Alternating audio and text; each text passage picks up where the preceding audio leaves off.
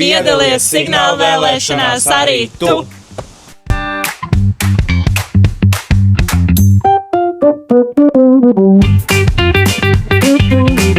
Noteikti, paskatoties uz Ziemeļvalstu pieredzi, mēs saprotam, ka mums ir kur tiekties un ka jauniešiem tomēr ir spēks un mums ir jācīnās par savu balsi.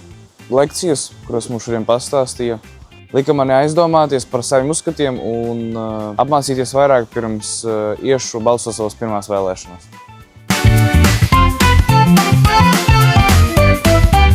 Ej un dari, jo tava balss tiešām kaut ko arī nozīmē, un izmaiņas būs tikai tad, ja mēs visi kopā aiziesim. Es šim draugam noteikti ieteiktu paskatīties vairāk lokālā līmenī, jo politika mums ir visapkārt, tas pat varētu būt kaut vai soliņš pāri ielai.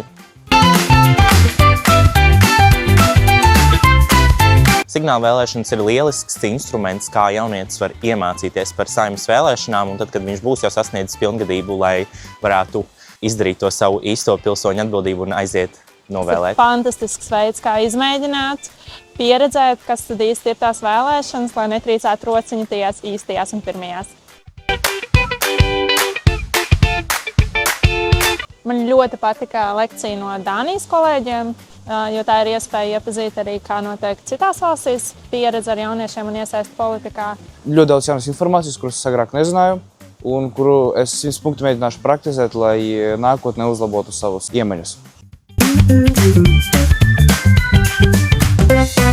Es noteikti skatītos pēc partiju iepriekšējiem darbiem, viņu vērtībām, papētītu partiju programmas un saprastu, kas ir man tuvākās vērtības.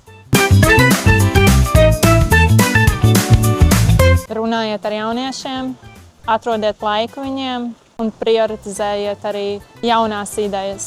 Noteikti politiķiem ir jādodās biežāk runāt ar jauniešiem, jāiesaista viņus politiskajā līdzdalībā un jāturpina uzklausīt jauniešus. Jauniešu balsi ir nozīme, jo Jaunieši ir mūsu nākotne. Jo jaunieši ir gudri. Šajā nākotnē jaunietim arī jādzīvos.